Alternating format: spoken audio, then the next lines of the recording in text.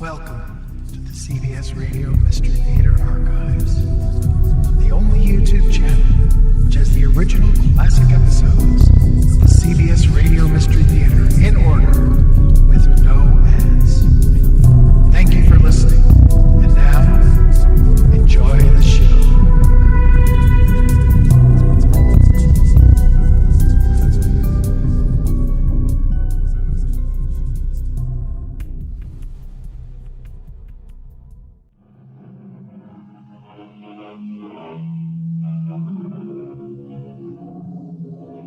Come in. Welcome. I'm E.G. Marshall.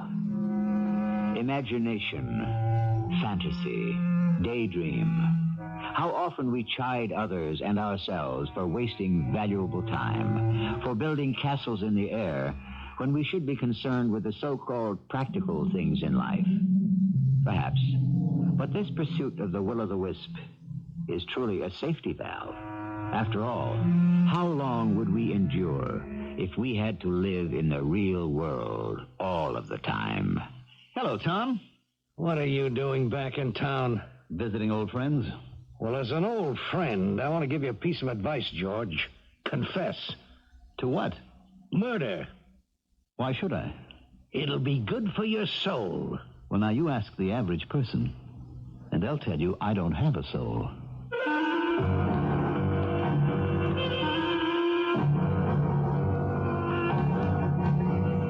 Our mystery drama, The Search for Myra, was written especially for the Mystery Theater by Sam Dann and stars Mandel, Kramer, and Marian, Seldes. I'll be back shortly with Act One.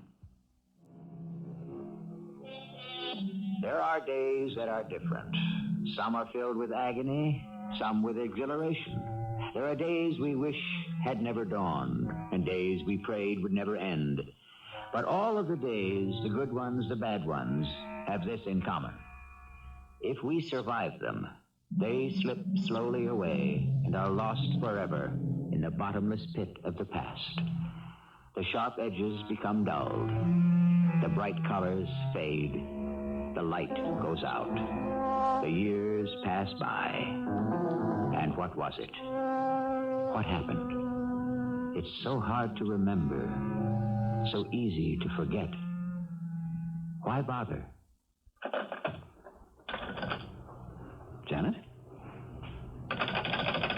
Janet? Janet? Where is that girl? I could have sworn she was sitting at her desk just a minute ago. Probably reading some book. I have put love behind me. I am free of that mistake. You shall seek and never find me. I have no heart for you to break. Oh, Mr. Hastings, did you ring? I guess I didn't hear you.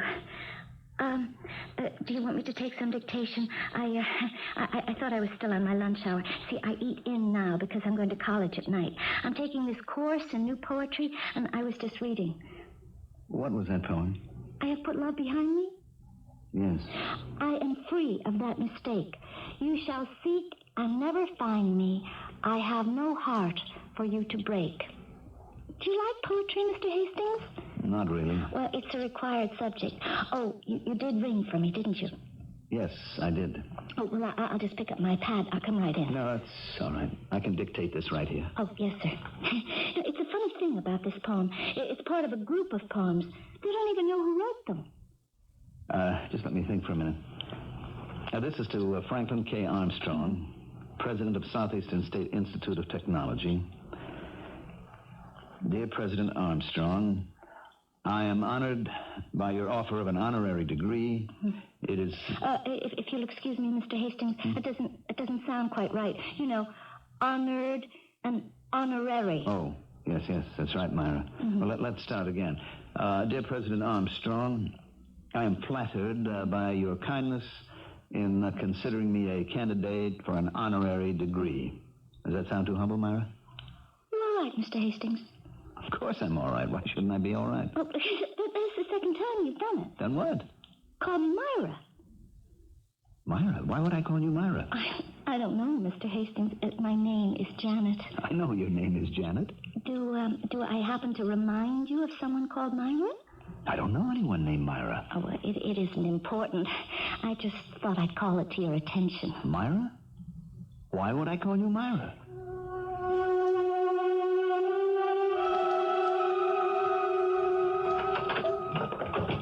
George? Yes. Dinner ready? We're dining out. Have you forgotten? Oh, I always forget. That's because basically you're an old stick-in-the-mud stay-at-home. Only because, my dear Myra, you make my home a place of rare delight. What'd you call me? You just wait till you hear what I have to tell you, Myra. You're doing it again? The most fantastic... Why are you suddenly calling me Myra? Who's Myra? Myra? We've only been married 25 years. I should think you'd know my name by now. What are you talking about? What's my name? Ruth. Right. Now let's go one step further. Who is Myra? I haven't the faintest idea. That isn't true. When a man calls his wife by another woman's name, the reason is usually quite obvious. Now, just hold on. Suppose I were to call you Tom or Percy or Launcelot or anything but George. Ruth. What would your reaction be? Truthfully. So who is Myra? I don't know. I think you do. Darling, what are you building this into? Have you met any attractive ladies named Myra lately? No. Anyone at the office named Myra? No one anywhere. If it makes you feel any better, I also called Janet, my secretary, Myra. I tell you, it's nothing. Well, if it's nothing, why are you getting upset? I'm not upset. Then why don't you lower your voice? Because I'm in the privacy of my own home and I can talk as I please. I think it's time you went up and got dressed for dinner. None of that. None of what? None of that thin-lipped, well-bred, silent disapproval. I can't help it if I have thin lips. It's not a pretty feature, I admit, but it isn't my fault. Oh, for crying out loud. And I certainly shall not apologize for being well-bred. All right. And as far as silence is concerned, why, you make enough noise for both of us. I'm sorry. I know you are. And to save my immortal soul, I couldn't tell you why I called you Myra. Why don't you ask? Ask who? A psychiatrist. Psychiatrist? They never really help anybody. Now, that's not necessarily true. All right, look, I simply cannot imagine why I should have called you or Janet Myra. But I did. And it's just one of those things, and why don't we forget all about it?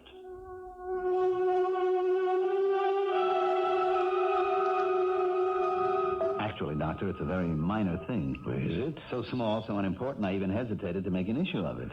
Well, big or small, the fact that you've come to see me demonstrates you are making an issue of it. All right, I'll tell you why.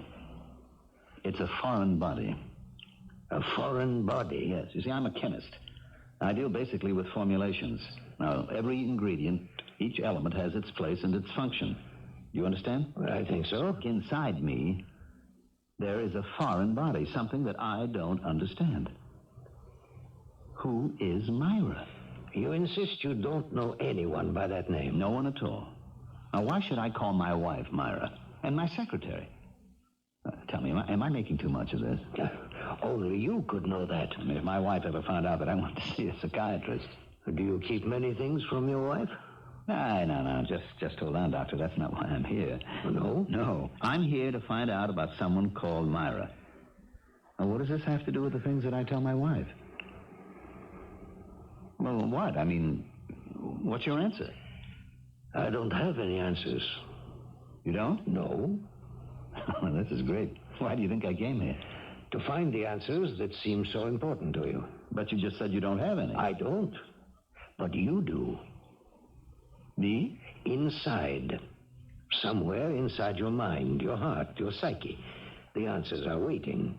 They exist. But only you can discover them. Well, how long will this take? A week, a month, a year, or perhaps never. It all depends on how deeply you buried them, or how truly you wish to find them. Shall we begin? Begin what? The search for Myra. Where do we start? Anywhere. Well, what do you want me to do? Whatever you think you should. Well, tell me. I have nothing to tell you. I have no answers. Well, ask me something. I mean, what is it I'm supposed to do? Is it all right if I move around? Doctor, just start me off somewhere. Yeah, I was a little kid, as far back as I can remember. There was a sandbox, and there was a maid who took care of me. Her name was Julia. And there was this little girl in a red pinafore, runny-nosed, nasty little girl who kept hitting me with her shovel. I was 3 years old, Doctor. That was 47 years ago, and I remember it. And that kid's name was Lois. Want me to go on? Okay. Kindergarten names. There was Harriet, Jenny, Mary Lee, Eleanor, and Rachel. All the names through school. Melissa, Bertha, Alice, Beatrice, Eunice.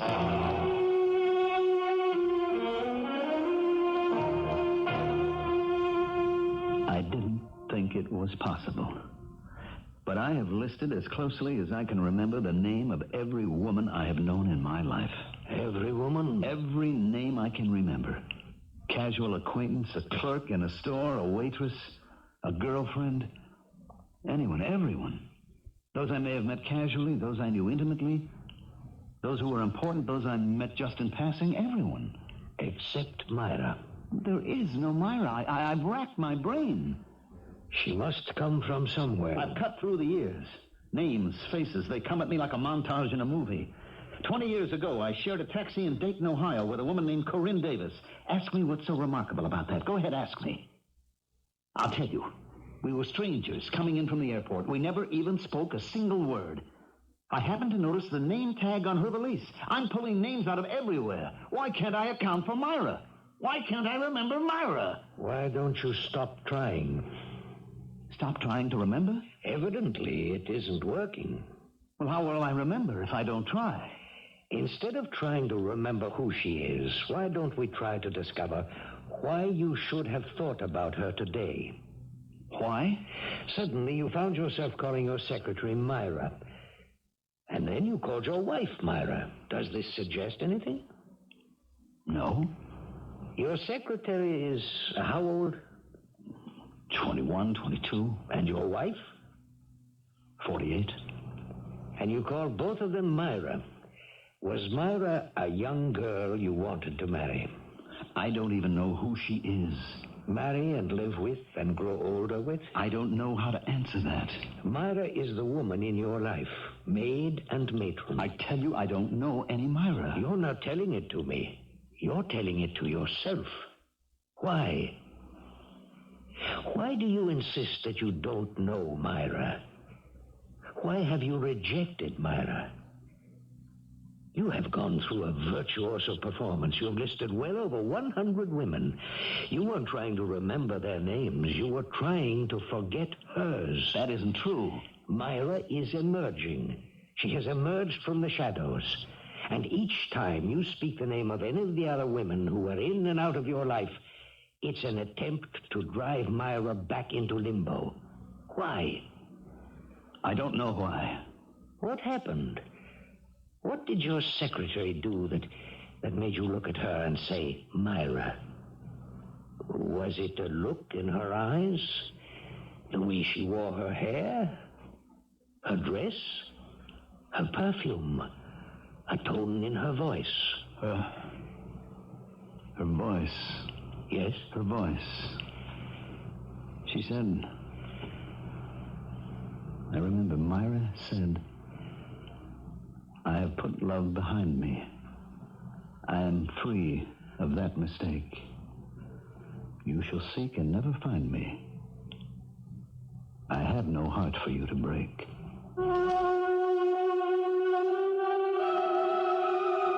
Myra? These were supposed to be the lines of an unknown poet. So we were told when we heard them for the first time. Obviously, our friend George hasn't heard those lines for the first time. And if you're an old-timer on this show, or even a new recruit, you know perfectly well that Myra wrote them. But who is Myra? Ah, for this, we must all await the second act. The romantic poets of the long ago were enamored of the name Sylvia. She was indeed a paragon of virtue and beauty.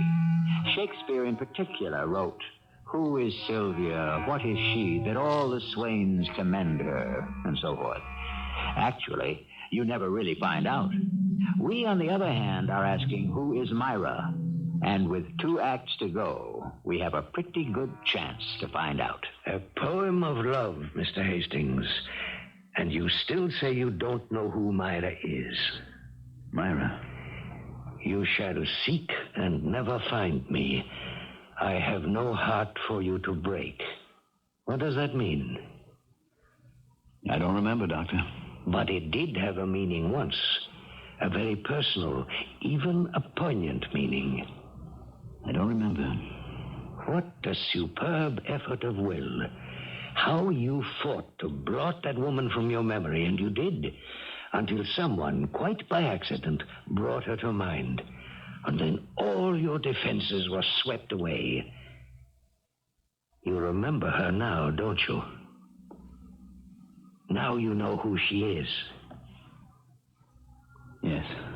She was always there, hidden just beneath the surface. How you had to struggle to keep her out of sight. What a strain it must have been to fight, to forget her every day of your life. Yes. Yes, it was. Obviously, she's the one you loved, and still do. Yes. Why didn't you marry Myra? Her father, Ruthie's father, had the money. I see. I didn't have a dime. I waited on tables. I ran the boilers in a power plant. Ruthie was my chance. She wasn't beautiful like Myra. She wasn't even pretty, but it wasn't her fault. She came from a very thin family. Very long, very spare, very thin. But one thing about them wasn't thin. Her father's wallet. Therefore, you married Ruthie. Well, it made sense. Myra, what was Myra? College romance. She wanted me to starve to death as a school teacher, mold young minds, have an effect on the world. But I'm not a failure, Doctor. I built a great business. You've heard of Hastings Chemical? Yes. Well, that's me. And I'm even getting an honorary degree. It's for a synthetic flavoring. Well, that's also important, isn't it? Whatever is important to you is important. Well, it's even important for humanity. Now, what about Myra? Myra? Nothing. I've lived without Myra for all these years. No, you've lived with her, in your mind. Well, I'm just going to have to face reality. Now that it's out in the open, I can just forget all about it. Thank you very much, Doctor.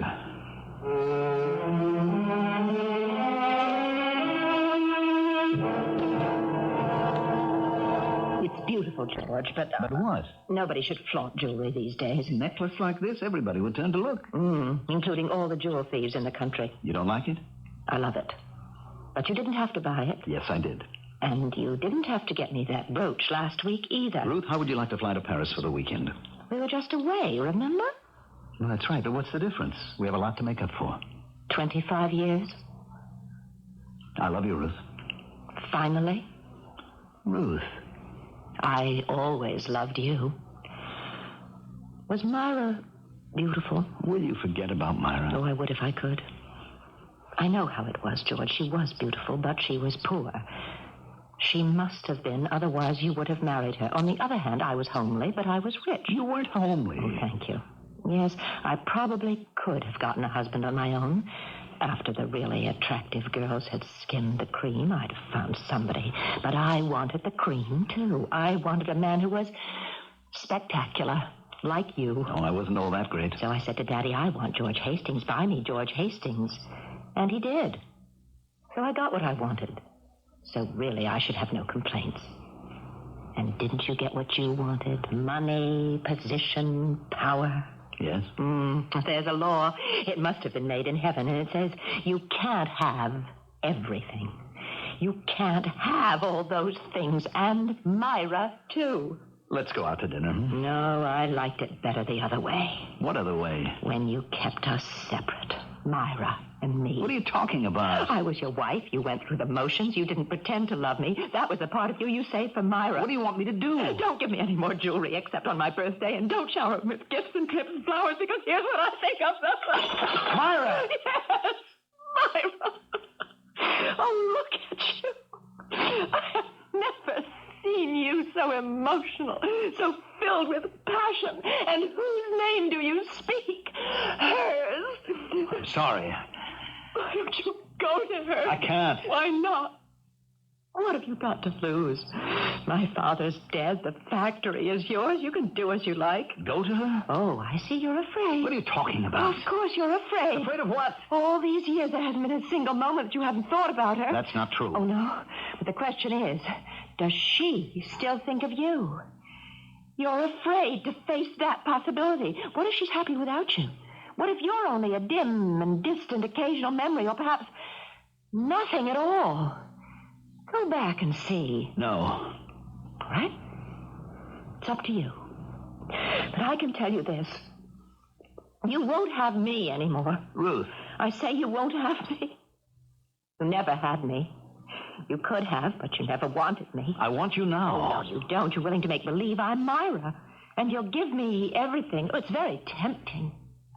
But I'm somebody, too. Don't leave me. How can I leave you? I was never with you. There was never any room for me. You were always with Myra. Go back to her, George. I can't. You've been married for 25 years. 26, yes. Your marriage goes on. Your life goes on. The days come and go by the hundreds, by the thousands. So many days. And then one day, you just say no. I don't want this anymore. My husband never loved me. Please, Ruthie. I'm almost 50 years old. I'm not a beauty, but I'm a person of substance. Maybe I can find someone to love me. I'm going to try. So you just go back to your Myra. Ruthie, listen. Goodbye, George. I loved you, but it's over. You never loved me, and it's too late to try.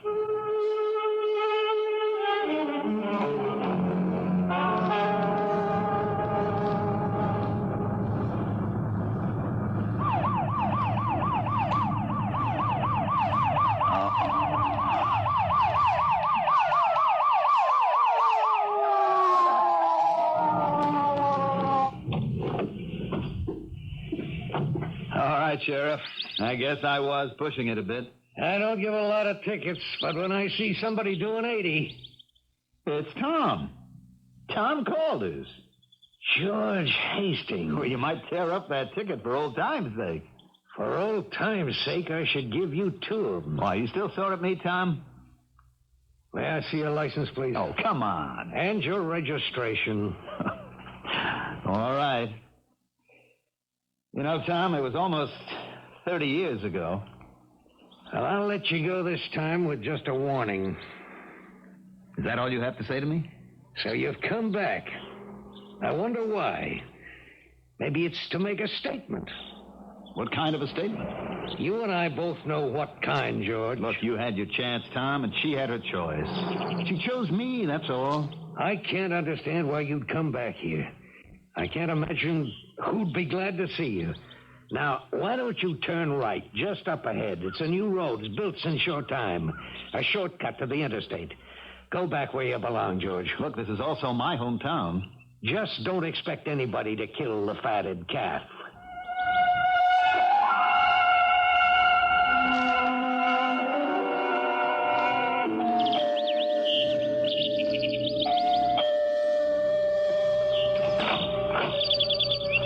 Hello. Yes, hello? Mrs. Kendall? Oh, yes, I'm Mrs. Kendall. Don't you remember me, Mrs. Kendall? Are you selling something? No. Well, most people come by and want me to buy something, you know. Mother Kendall, don't you remember me? Well, I don't need very many things anymore. It's George. George? Yes, George Hastings. Oh, well, Tom Calder's will stop by and say hello. Maybe once a month, Harry Jones will cut the grass, trim things. I used to be able to do it myself, but I can't anymore. And I don't like to ask Myra. Myra? Oh, poor thing. She works so hard. She still lives here? Oh, yes. She isn't married or anything? Oh, no. She's taking care of her old mother. And you don't remember me? George Hastings? George Hastings? Oh, it's so hard to remember. Sometimes it's as if you're reading and suddenly the light goes out. You're in the dark. You can't see. George Hastings. I was going to marry Myra. Were you? Don't you remember? Oh, sometimes I remember everything, and sometimes I can't remember anything. And most things get so mixed up. Is Myra at home? Oh, yes. Would you ask her if she'd like to see George Hastings? George Hastings. George? Yes. Ask her if she'll see me. Well, why wouldn't she see you? After the way I treated her? George. Oh, a man like you can get away with anything, and you know why? Because you're so handsome. You know what I always say to Myra? It's a good thing you're my daughter because he's so good-looking. I'd try to steal him for myself. Do you really think she'd see me? Oh, George. After what I did to her? But it was only a silly lover's quarrel. But I left her. And you're back. You're here now. Does anything else matter? Come on inside. Why are we standing here? Now walk right into the parlor. And here's your favorite chair. Please, sit down. Thank you. And after a while, we'll have a glass of your favorite lemonade. Myra! Myra, will you come down? Myra? Did she answer, George? I'm so hard of hearing now. Myra? Yes, Mother? Come downstairs, dear. We have a guest. In a minute, Mother. Yes, I think I heard her. How is she? How is she? Why? How do you expect her to be? Well, it's been a long time. Yes. When you're in love, every separation seems to last forever, even if it's only overnight. Is she still beautiful? Well, why shouldn't she be beautiful? Hello? Hello, dear. You have a guest. Hello, George. Myra. Yes, it's Myra. You can't be Myra. Who else could I be? Well, you should be her daughter. Her daughter? Why do you say that? Well, you can't be Myra. You can't be a day over 21. But I am Myra. What happened to you? What happened? Or what didn't happen? Take your pick. What did happen to make her become younger? Or what didn't happen to make her grow older? Some women admittedly appear young for their age. But a woman of 50 cannot possibly pass for 21, especially without the magic of lighting, cameras, and makeup. But here she is, and here we are, waiting as usual for the third act.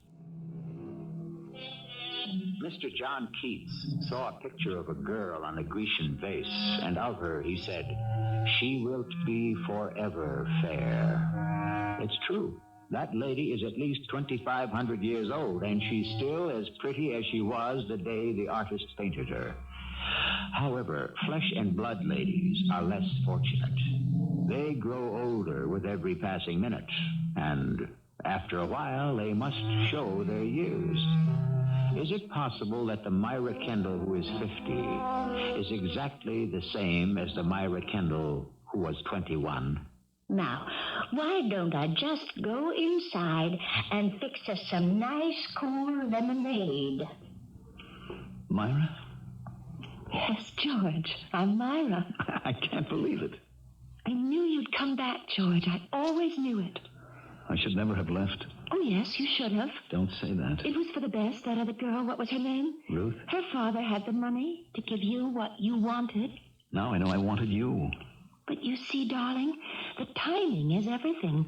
Had you chosen me then, you would have regretted it. Never. Oh, yes.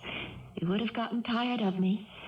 So you chose the money, and in time, you became tired of the money. And now instead of walking out on me, you're walking out on her. Myra. You wanted two things in this life. You wanted me, and you wanted wealth. And by choosing wealth first, you're now able to have both of us.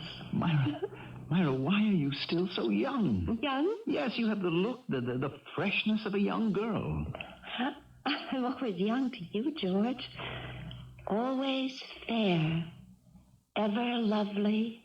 Age will never mar thy face, only spring and early summer, thy everlasting living place. We are young. We live forever, a dream of never-ending youth. We have sought and found the secret. Love is our eternal truth. Oh, you remembered. Why are you still so young? I'm only young in your eyes, George. You are in mine. I'm not young in my eyes. I'm 50, and I look it, I feel it. No, I'm not dreaming. I see you as I saw you on that last day. The day I left you. Everything about you. Look, the skirt you're wearing, it's the same. It is, isn't it? And the blouse. And it's still fresh-looking and new. It doesn't look 30 years old. You became very successful, didn't you, George? Oh, I don't want to talk about that. Oh, you should be proud of it. I feel as if I've wasted my life. Oh, George, you became rich, famous. But I didn't have you. You have me, George. You have me. No, I've grown old without you. And look how young, how beautiful you still are. Why would you want me? Because I love you, George. After everything I did? Do you remember Professor Gordon's physics class? Do you remember? Professor Gordon? Physics? I took physics just so I could be with you. We were the only two people who ever held hands in a physics class. I remember what Professor Gordon said about matter. He defined matter as something that could neither be created nor destroyed. It just exists. Well, you could substitute love in that definition. Where love doesn't exist, it can't be created. And where it does exist, it can't be destroyed. But it can be put behind you. Oh, that. Yes, that. I have put love behind me. I am free of that mistake. You shall seek and never find me. I have no heart for you to break. That was the last poem I ever wrote. I know. I wrote it on that last morning. Do you know you're becoming famous? That is, your poetry is. Oh, yes. Tom Calder found a whole bunch of my stuff, and he showed it to the professor in the English Lit department at college. Why didn't you let the world know that you wrote them? I never wanted publicity. You know that. I was always so afraid of it. You know, Tom Calder, I saw him today. He wanted to give me a ticket. Oh, well, there was never any love lost between you. Well, he knew me first, and... You still see him? No. I don't see anyone. What have you been doing with yourself? I've been waiting for you to come back to me. Oh, would you answer that, George, and I'll go and give Mother some help with the lemonade? All right. Hello? Is that you? Who's this? Tom Calder. What are you doing there? Now, just hold on, Tom. I don't think that's any of your business. Haven't you done enough?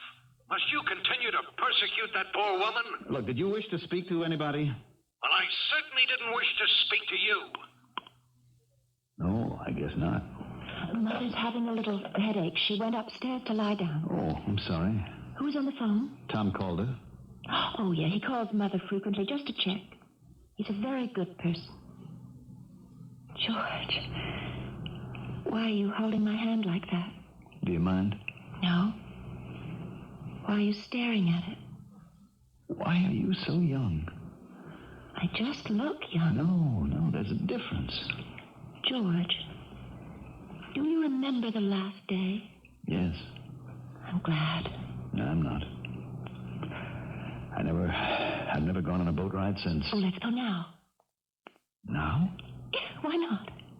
You really want to? Yes, because this time it'll be the best. We're together again, in love again. Is there still a boat? Oh, why shouldn't there be? Oh, it's been almost 30 years. Oh, but a lot of people tie their boats up down at the dock. Now they wouldn't mind if we borrow one for a bit. Oh, come on. All right, if you're sure you want to go. Oh, I do. Except if you happen to have bad news for me like you did the last time. Darling, I have no bad news for you. I'll never have bad news for you again. Well, let's go.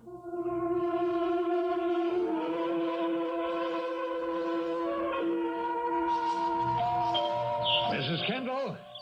Mrs. Kendall! Yes? Who are you? Mrs. Kendall, it's me, Tom. Oh, yes, Tom. I just stopped by to see if everything's okay. Oh, yeah, things are just fine. It's just that he's in town. He? George Hastings. Oh, George, of course. And I know he's been out here to see you. Oh, yes, he's been here. Well, that took considerable nerve on his part. Nobody could blame you if you just threw him out of the house. Oh, no, they were getting along so beautifully. Who's they? They? Myra and George. Myra? Well, certainly, Myra. But Myra... Well, what about Myra?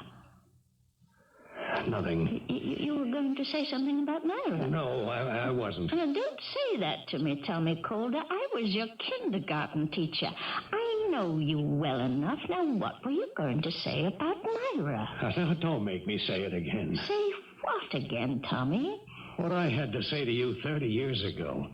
Your hair turned white. You never got over it. Now, what were you going to say about Myra? She's dead. Oh, she's dead, is she? Yes, Mrs. Kendall.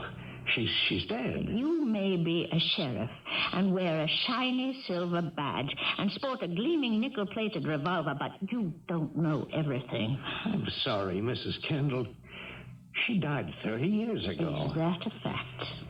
She went with George, and she fell out of the boat and drowned. It's quite a story.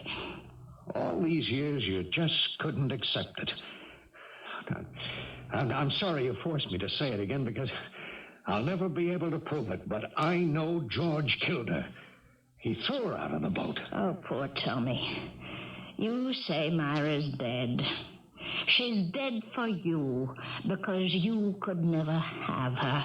And you have to tell yourself that the man who took her away is the man who had to kill her. It's the truth. Yes, for you it's the truth. But if you want the real truth, Tommy, if you can face it, go up to the lake. The lake? I heard them say they were going there.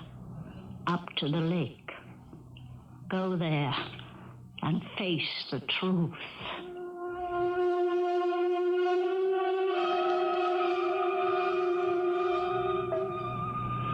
So beautiful just drifting here. I'd forgotten what it was like.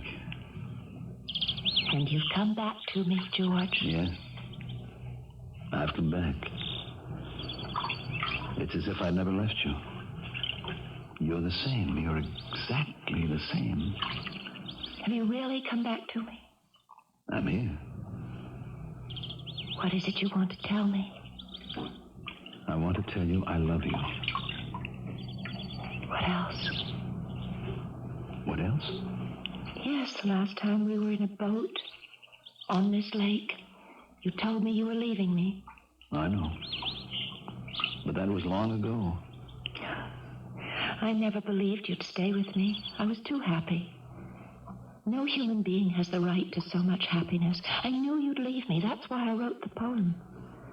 I didn't write it that last morning. I wrote it the first night. Even then, at the beginning, I knew that it would end. Myra, I didn't mean to. What chance did I have? I was a town girl given a scholarship, tolerated at a wealthy college. I had no chance against her. All that money. And that's what you wanted. That's what I thought I wanted. Oh, you still want it? I've come back here. Have you? Oh, Myra. Myra, now I know why you're still young. It's what's inside you. All the love, the hope. No, George. I'm young to you because this is how I looked on the last day of my life. Don't say that. Why not? It's true. This is the spot. The very place. The deepest part of the lake. And there's a kind of whirlpool just below the surface that pulls you down, deep down. Oh, believe me, Myra, I made the wrong choice. All I want is you. Is that true? Yes. I only want to be with you. Then come with me. Come home with me. I want to. Come to where I live. Here.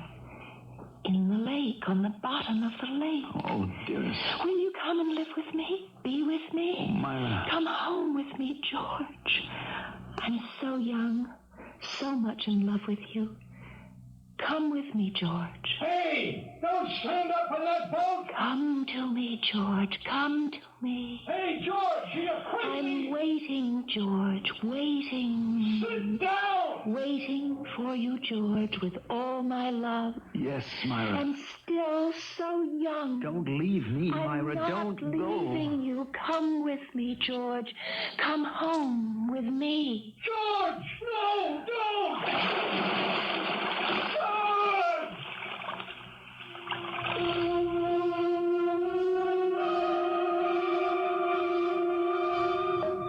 And so he found Myra, finally, and just where he had left her.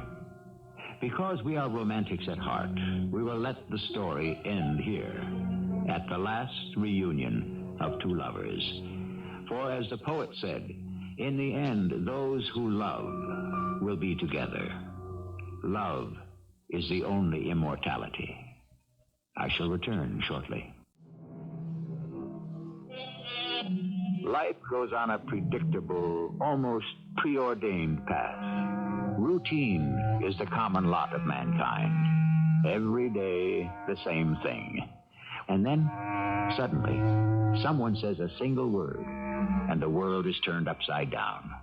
And in this case, the word is a name. And the name was Myra.